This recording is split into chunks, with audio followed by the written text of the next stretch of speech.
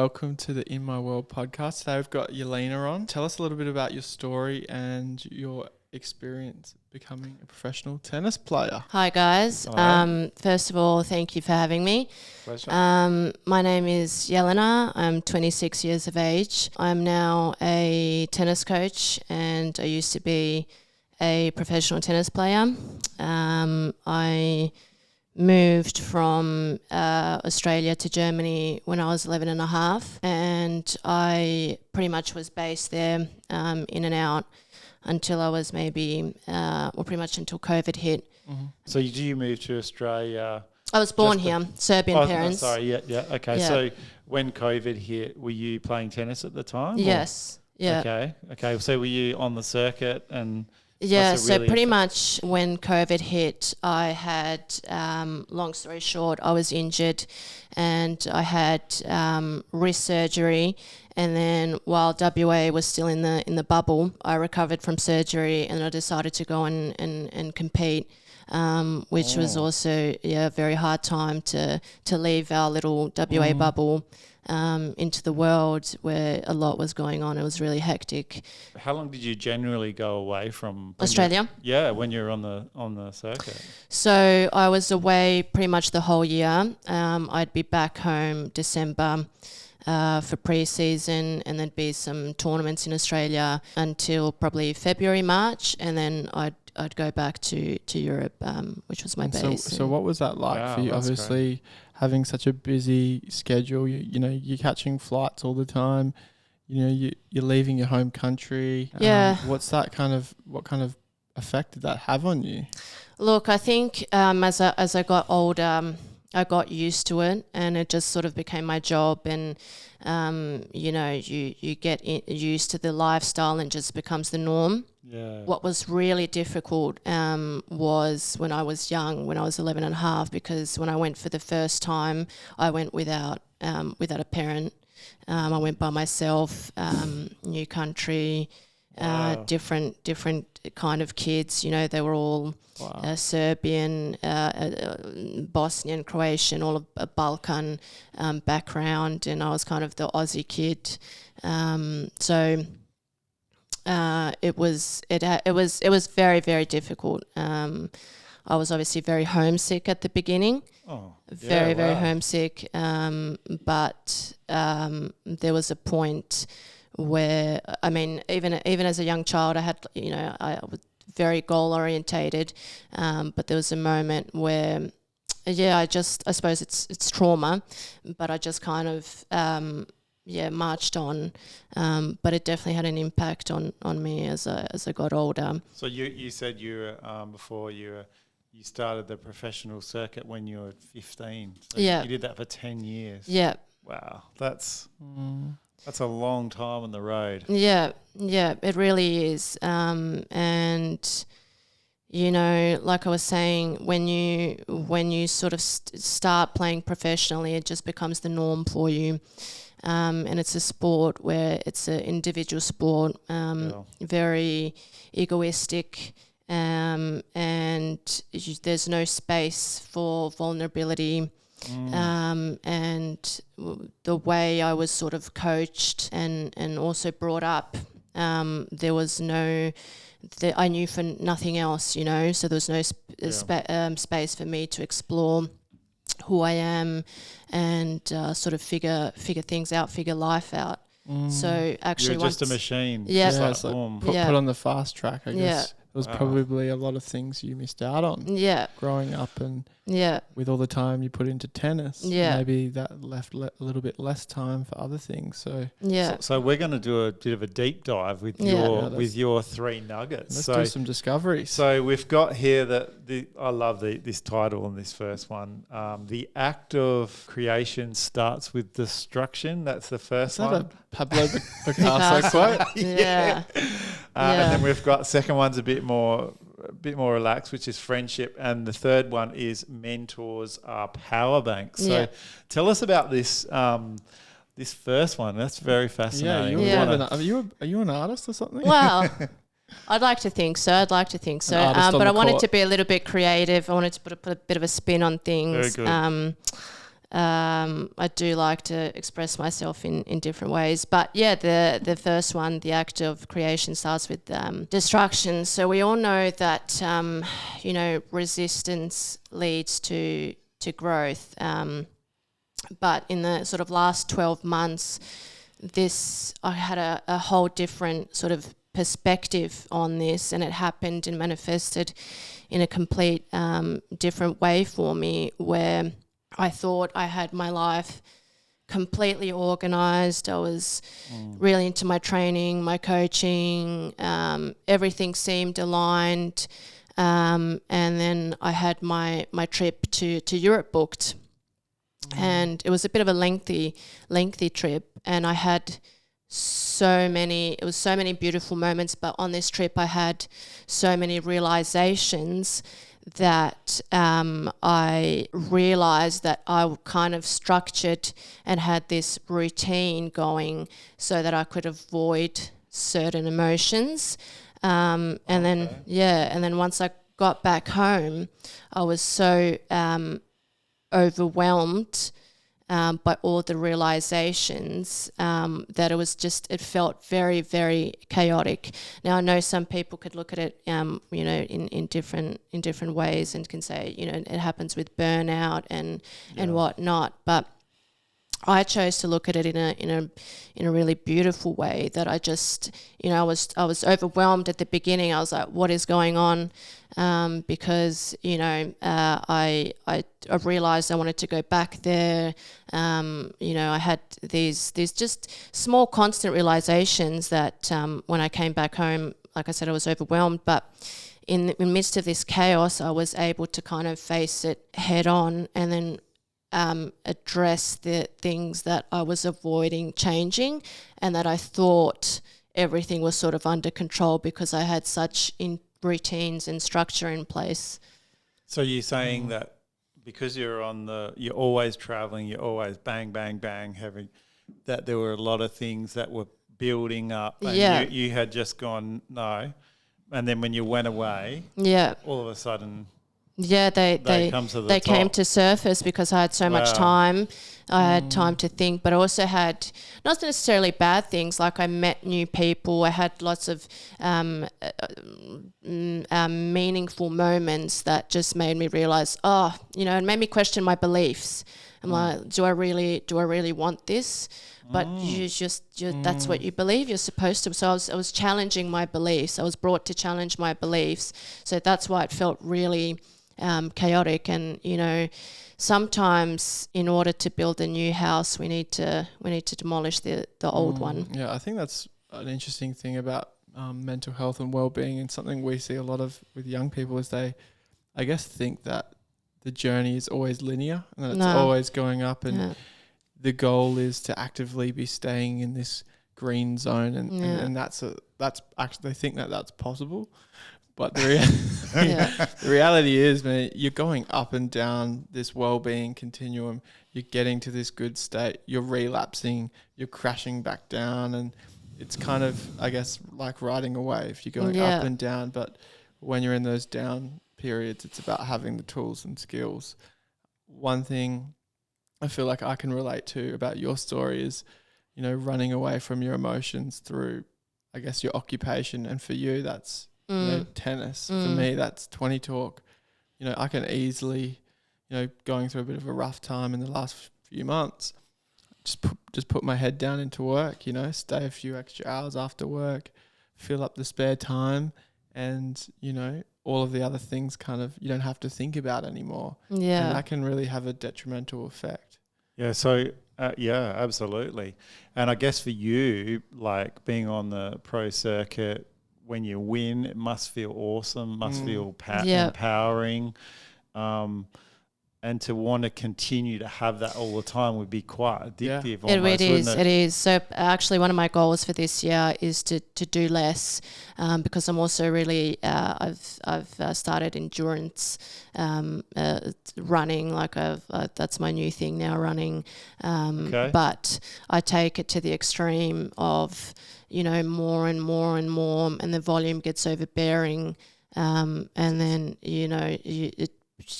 completely avoiding areas of life, but definitely chasing that constant high, and just learning to validate myself without, needing to achieve everything and anything, just to feel that adrenaline. Yeah, that's amazing. What type of energy source do you think you're trying to draw from, I guess, winning these either tournaments or competing in these endurance events? What are you getting out of that? I think for me, I enjoy pushing myself. Yeah. I enjoy pushing myself. I enjoy going over that sort of that line where I'm like, I'm competing with my mind, and then I get a satisfaction from, doing better than what I thought I could. So that's where I get the drive, the determination of fighting and being resilient.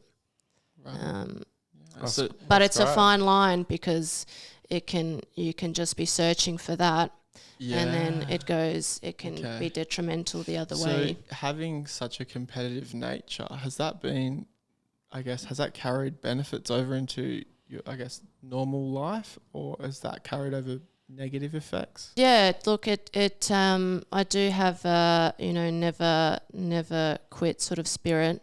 And I hope I keep that in my future, in my life. But it does have its negatives in terms of sometimes you do have to slow down. I know you guys talk a lot about reflection. Sometimes when you're in this mentality of never backing down, always going more, sort of the David Goggins of the world. You don't have a stop. You don't have a moment to, or you're almost avoiding stopping and being in the moment, and I guess experiencing other things like gratitude, and moments with people, and it's actually very interesting because we've never had a professional athlete on our show yet. No, we haven't. Oh, there you go.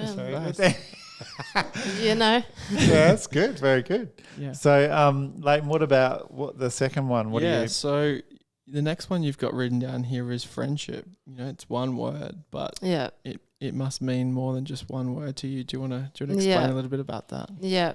So before I get into friendship, something happened to me on Friday, that kind of, after it happened, it made me think about friendship even more. It sort of stuck in my mind.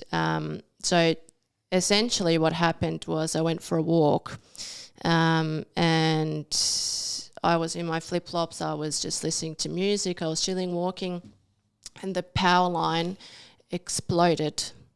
Okay. And fell literally 20 meters away from me. Because we had all those storms the other week. Yeah. Yeah. And how did you feel when that happened? I freaked out. I sprinted in the middle of the road to make sure that, well, not in the middle, away from the power line, obviously. Yeah. The lights and everything went out completely, everywhere. Everyone was going out of their houses. And I sprinted in the middle of the road so I could get away from the power lines. But anyway, moving into friendship, this was one of the, won't go into the other two occasions, but something similar happened to me another two occasions in the last 12 months. So you were talking about spirituality earlier, and I've had those similar experiences of something nearly happening to me.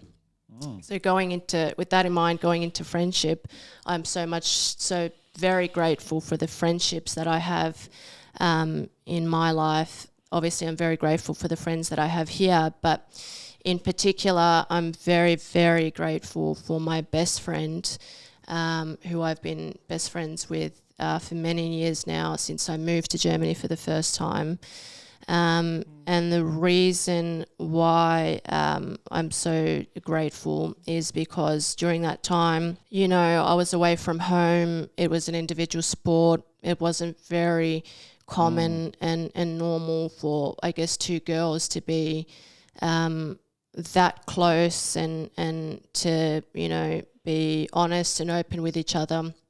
later on, we ended up living together with her family. But she taught me. Obviously, I was the same with her, but unconditional love. And because, it was tough at the beginning because, we were kind of getting bullied. I was kind of the star pupil. There was always a lot of pressure. There was always pressure. So I didn't have time to sort of, figure myself out and in ways where I thought I was flawed or had my quirks or those sort of things. She always had my back and sort of supported me through all those moments growing up. And I'm so very, very grateful because just allowed me space to be and continually authentically show up. And that, getting older, I just continued to, with her support, to show up constantly. It was just that confidence that someone having your back. And that was particularly important for you when you were going through that really tough time, when you were facing. Yeah. I mean, it was the same for her. She's the same age as me, but she also came from Serbia. It was a different sort of circumstance. But, in tennis, it's not really... we don't really want to be vulnerable with our opponents and tell them how we're feeling or that we're struggling or share things. So it's really a blessing to have someone always have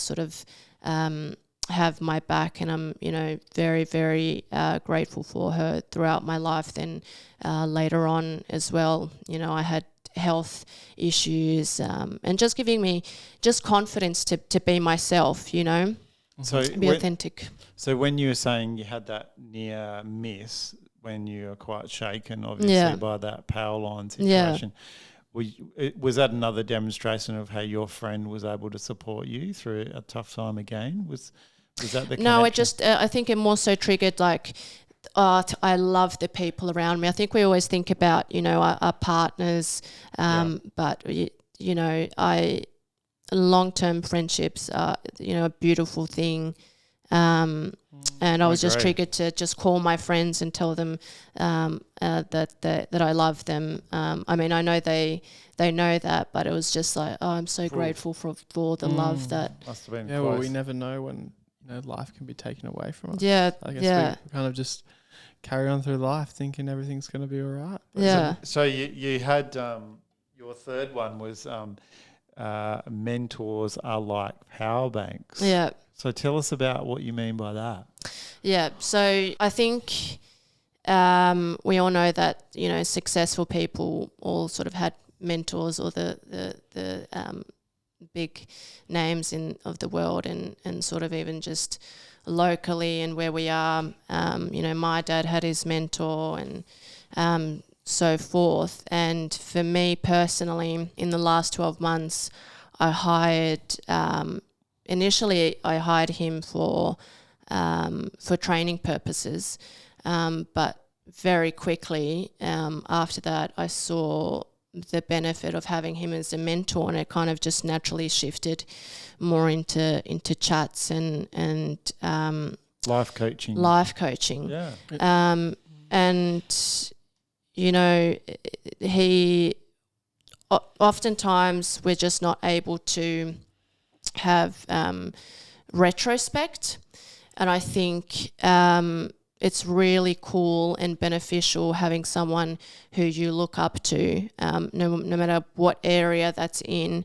For example, my mentor who I'm working with, he's from Midland. His name's Josh Hardy. He would be a great one to have on this podcast, by the way.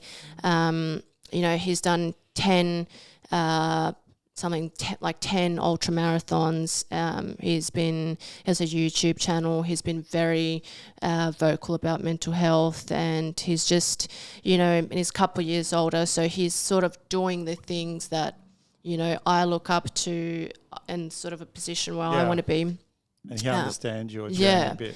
And we have a similar sort of mentality as an athlete. So, just having him on board and just having chats and just, having retrospect has just given me, or has been so beneficial and also calming and soothing. And I found that very, very helpful in terms of understanding myself better and understanding, because I'm still relatively young, 26, understanding the direction I'm going in and just making sense of life, I don't know what it's like to be a 26-year-old and not knowing where to go. So having a mentor is really great. And mentoring is actually something you've had a bit of experience with, Stevie B, isn't it? Tell us a little bit about, I guess, your journey being actually the mentor to probably quite a few people. I know you've mentored a few of my friends over the years. Yeah, I guess when I started out pretty young, I went through some really rough times and didn't really have anyone for me. But eventually when I started caring for people and did counselling and the like, I started looking after other people, and then I started meeting a few older people for me who were really quite influential. And I know what you mean about having someone who's been a little bit more down the road from you. Yeah. And that can connect with your story or your style of what you do. Correct. Very powerful. So I've actually had the honour of mentoring quite a few young adults. How beautiful. Was that also recently? Yeah, it's just been a great thing that I've been able to do, which is why I still am involved in 20 Talk Young People, because I want to be there for other people who don't have anyone. And I've had a pretty probably a rough story, and for people who have a feeling like, they're on the rubbish heap, they probably feel a little bit more comfortable. I feel like there's like a lot of, young people out there that may have, I guess, lacked that kind of masculine figure, or maybe that bit of a wiser figure. And I think people are naturally drawn to you in some ways to kind of get that perspective, which I think is quite unique. Yeah, it's good. It's good. But what's hard is when you don't have the time to be able to do it, and you feel really bad because, you've got so many other things you're doing. So that's been a tension. Yeah. So when you were on the road, Jelena, was that a difficult thing, because you're probably in, how long are you in one place at one time for? 2 weeks, 2 to 3 weeks. So it would have been hard for you through your young adult period to even have anyone like that. So I had my coach, and I've been very blessed. I've had higher level, high class coaches, but that first coach, at the time he was 73. Wow. So his approach was very maybe outdated than someone maybe, I know you're not a tennis coach, but someone like Steve would have on I suppose, life in general and how to speak to younger kids, because the sign of weakness was never allowed, Okay. And that was, I think, difficult. Well, that would have been terrible, because I know for me, in my coaching style with people, I want to talk about that weakness and actually explore it. Yeah. Because that's where there's power. Well, when a muscle grows, it grows because it breaks. Yeah. And it grows back stronger. Yeah, that's right. Yeah, that's right. Yeah, so that's pretty hectic. Yeah, so what about for you now? Have you thought about, for you, being a mentor for others? I suppose I get I love connection. I love connecting with people. And I love helping anyway. But I'm very blessed and to love the game that I play, and I'm naturally in coaching. So I work with young kids every day and always do my best to try and first care about them as a child or as a teenager, and ask them first, hey, how are you? And how was your day? And not, why did you miss that forehand, or why did you lose on the weekend, So do you like that? Is that something that you're learning to like? The coaching? No, the life coaching that you provide. Definitely. I feel there's something in me that pushes me towards that. But for the moment, I get that through, my clientele. I have adult classes as well, and people open up to me. So I'm glad that they feel that comfortable with me to talk during a tennis lesson. So I love that. But maybe in the future, that's something that's a road I'd go down. So do you feel like obviously it's quite fresh for you coming out of the professional circuit, and then all of a sudden you're faced with all these things that you'd been pushing into the cupboard. Yeah. Now when you're even talking with some of the adults, do you feel more comfortable about your recent struggle? Yeah, I talk about it all the time. As much as they obviously want to, it's obviously a tennis lesson, so we go back to the tennis. But just I think with people in general, contrast to when I was younger, vulnerability was just a no-go. And now I really almost enjoy being vulnerable because I enjoy connecting with people. I enjoy, it makes me happy to make someone feel safe and, maybe want to have a conversation with me that might make their day or might, get some weight off their shoulders. And then, domino effect where then they do it with another person and it just makes me feel more at peace when I'm that way with an open heart. That's good. That's good. That's very powerful. It takes a lot to kind of, I guess, step up to the plate. And it sounds to me like you've really, I guess, are starting to step in a bit of a leadership position when it comes to mental health. And that's a very new role in society. So I guess you're kind of on the frontier in some way in that you're leading these new young people and kind of giving them the tools and skills to maybe tackle life challenges a bit better. Yeah. So that's really nice. I appreciate that. Yeah, thank you. I'm still on my journey. I'm not perfect, but we do our best, don't we? Yeah, that's right. That's all we can do, mate.